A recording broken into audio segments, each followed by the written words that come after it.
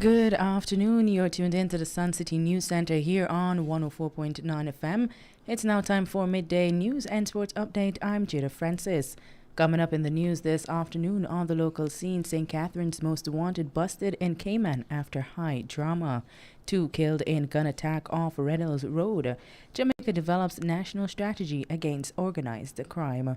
On the regional scene, Bahamas records first malaria case in more than a decade. On the international scene, over 250 migrants, mostly Africans, intercepted off Morocco. And in sports, Raheem Sterling bids farewell to City, edges closer to Chelsea. News in detail right after this.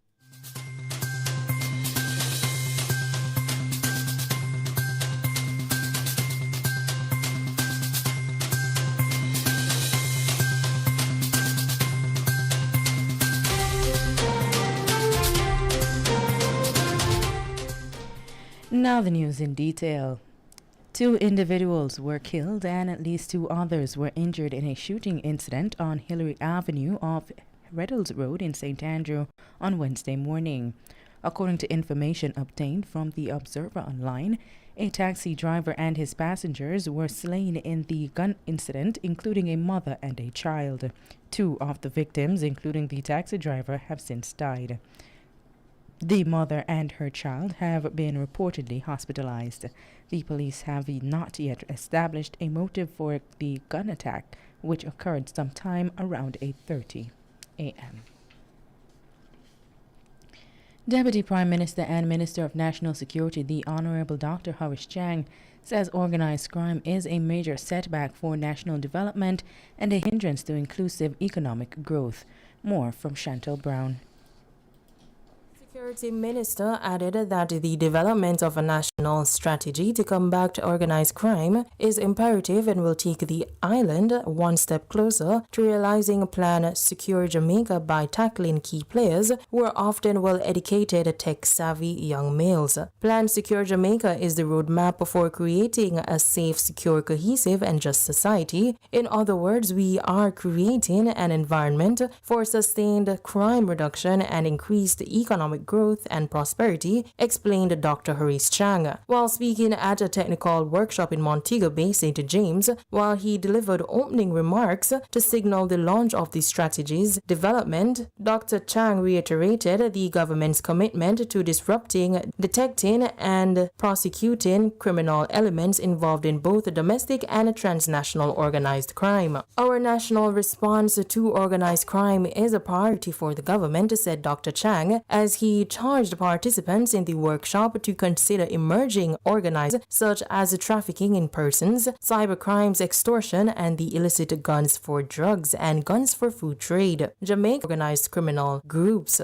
I can assure you that this national strategy will receive the highest level of support from the government, even as we work collectively to enhance our capacity to identify and analyze organized crime threats and make our country a safe place to live, work, do business, and retire in prosperity, concluded Dr. Chang. Meanwhile, the United Nations Office on Drugs and Crime, UNODC, said for more than 2 decades, transnational organized crime remains a complex phenomenon that cannot be fought by any one state in isolation. According to the global body, organized criminal groups and their modi operandi evolve rapidly as a result of structural changes at the national and international levels, are generally attracted to new pockets of political instability, and are often quick to exploit new illicit business opportunities and spaces left void of government control. The development of the National Organized Crime Strategy is aligned to Jamaica's obligation under the United Nations Convention Against Transnational Organized Crime, UNTOC, and promotes cooperation to prevent and combat transnational organized crime more effectively.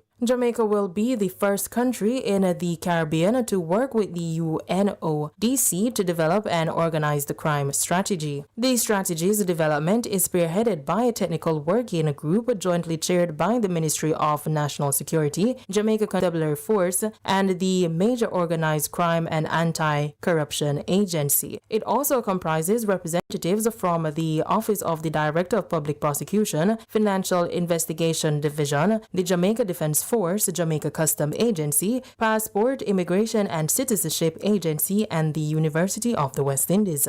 From the Suncity News Center, I am Chantal Brown. Meanwhile, a resident of St. James who was extradited to the U.S. made his initial appearance in the federal court in Pennsylvania on Tuesday in relation to his alleged participation in a phony sweepstakes scheme that targeted elderly people. 40-year-old Damone D. Oakley of the Point District, St. James, was charged in a 16-count indictment with mail and wire fraud. The indictment was filed in the U.S. District Court for the Middle District of Pennsylvania in June 2021. According to the indictment, Oakley sought to unlawfully enrich himself through a fraudulent sweepstakes scheme targeting the elderly. Victims throughout the United States received mailings, text messages, or phone calls in which they were falsely told that they had won millions of dollars and luxury vehicles in sweepstakes, but first needed to pay taxes and fees in order to claim their winnings. The indictment alleges that Oakley, using a variety of names, including Officer Alex Logan and Officer Stan Valentine, instructed his victims on how to send their money, including through the use of wire transfers, direct bank deposits, the U.S. Postal Service, and private commercial mail carriers. Victims were allegedly directed to send money directly to Oakley, as well as to official individuals in the United States and elsewhere who served as intermediaries and transmitted the money to Oakley. In addition to sending cash or wire transfers, the indictment alleges that victims were directed to purchase electronics, jewelry, and clothing, and to then have the purchased items shipped to mail forwarding services in Florida. The victims never received any winnings. You're listening to Midday News on Suncity 104.9 FM. The time is now 9 minutes after 12.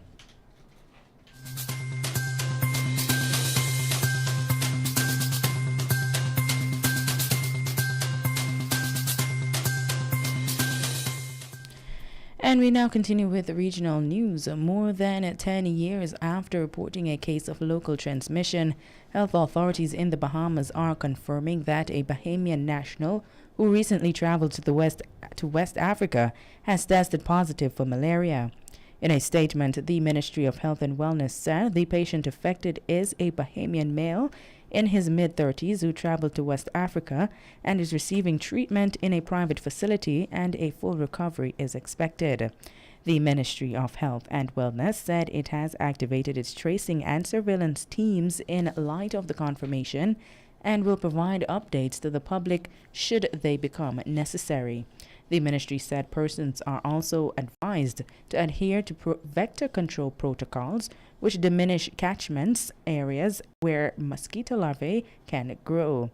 Malaria is not endemic to the Bahamas, and the last reported case of local transmission was more than 10 years ago. Health Minister Dr. Michael Darville told reporters on Tuesday night that the case had a travel history to a country that was endemic. Initially, they presented not feeling well, came to the doctor back and forth, and after examination of the travel history, a test was done which confirmed to be malaria positive. Malaria is typically transmitted through the bite of an infective Anopheles mosquito. The primary symptoms include fever, fatigue, vomiting, chills, headaches, anemia and diarrhea. Muscle pain, bloody stools, and profuse sweating are also seen. In severe cases, it can lead to seizures, coma, and even death. On the international scene, according to reports carried by the CNN, inflation surged to new pandemic-era peak in June, with U.S. consumer prices jumping by 9.1% year over year, according to fresh data released Wednesday by the Bureau of Labor Statistics. That's the highest level in more than 40 years and higher than the previous reading, when prices rose by 8.6%. For the year ended in May, it is also much higher than the 8.8% that economists had predicted, according to Refinitiv. The Consumer Price Index for June also showed that overall prices that consumers pay for a variety of goods and services rose by 1.3% from May to June. Much of the June increase was driven by a jump in gasoline prices, which were up nearly 60% over the year. Americans faced record high gas prices last month, with the national average topping $5 a gallon across the country. Electricity and natural gas prices also rose by 13.7% and 38.4% respectively for the 12-month period ended in June. Overall, energy prices rose by 41.6% year over year. The increases, however, were felt across all categories. Prices for food at home were up 12.2% over the year, with eggs up 33.1%, butter up 21.3%, milk up 16.4%, chicken up 18.6%, and coffee an increase of 15.8%. Shelter costs were up 5.6%. President Joe Biden said Wednesday the June CPI inflation reading was unacceptably high, but noted that it is also out of date since gas prices have lowered in the last 30 days. Gasoline and crude oil prices are now below $100 per barrel, down from their highs in June. In other international news, the Moroccan Navy intercepted between Saturday and Tuesday 257 migrants on board makeshift boats, kayaks, and even swimming in the Mediterranean Sea and the Atlantic Ocean, according to a military source quoted by the MAP agency. We have more from Chantel Brown. Coast Guards of the Royal Navy on maritime patrol in the Mediterranean and the Atlantic rescued 257 candidates for irregular migration between July 9 to 12. These individuals attempted a perilous crossing on board makeshift boats, kayaks, and even swimming, the same source added. The majority of the migrants were Africans, including women and children, as well as an Afghan and a Yemeni. They were brought safe and sound to land after receiving the necessary treatment, the military source added. These rescue operations come 2 weeks after the attempted forced crossing of nearly 2,000 migrants into the Spanish enclave of Melilla on June 24th. The migration tragedy resulted in 23 deaths among the illegal immigrants, mostly of Sudanese origin, according to the Moroccan authorities, and at least 37, according to some NGOs. This death toll is the highest recorded to date. The borders between Morocco and the Spanish enclaves of Ceuta and Melilla, the only European Union borders on the African continent. More than 40,000 migrants, mostly from Morocco, arrived in Spain in 2021 by sea, according to the Spanish Interior Ministry. In the first 5 months of 2022, arrivals increased by 12% compared to 2021, but the recent normalization of diplomatic relations with Morocco has led to a decrease in recent weeks. From the Suncity News Center, I am Chantel Brown. And now for news in sports, Raheem Sterling edged closer to a move to Chelsea as he bid farewell to Manchester City on Wednesday. Sterling in the cusp of completing a transfer of around £50 million to City's Premier League rival and has reportedly flown out to Los Angeles to join up with the Chelsea team on its pre-season tour and put pen to paper on a 5-year deal. The England attacking midfielder posted an emotional message on social media along with a video of highlights of his time at City. Sterling joined City from Liverpool in 2015 for a fee of nearly £50 million, making him then the most expensive English player of all time. The 27-year-old Sterling helped City to win 4 league titles and scored 131 goals in 339 games across all competitions.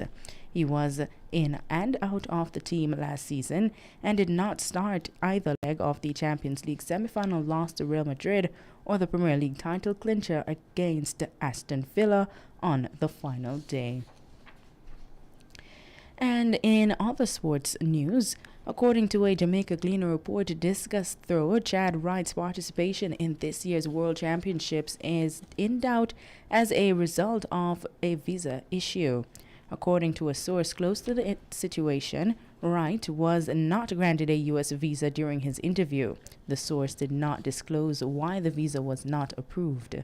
The men's discus qualification round is this Sunday, and Wright now faces a race against time to get the necessary documentation to travel in time for his event. The World Championships 2022 is slated to begin this Friday in Eugene, Oregon. And now to end this newscast, we take a look at the main stories once more. On the local scene, St. Catherine's Most Wanted busted in Cayman after high drama. 2 killed in gun attack off Red Hills Road. Jamaica develops national strategy against organized crime. On the regional scene, Bahamas records first malaria case in more than a decade. On the international scene, over 250 migrants, mostly African, intercepted off Morocco. And in sports, Raheem Sterling bids farewell to City, edges closer to Chelsea. And that's it for news and sports from the Suncity News Center at this time. Do join us again at 5 p.m. for more news on this station. Do remember to follow us on our socials. For Instagram and Twitter, look for us at Suncity104.9 FM and on Facebook at Suncity Radio 104.9 FM. I'm Jada Francis from the Suncity News Center. Do stay tuned for more right here on this station.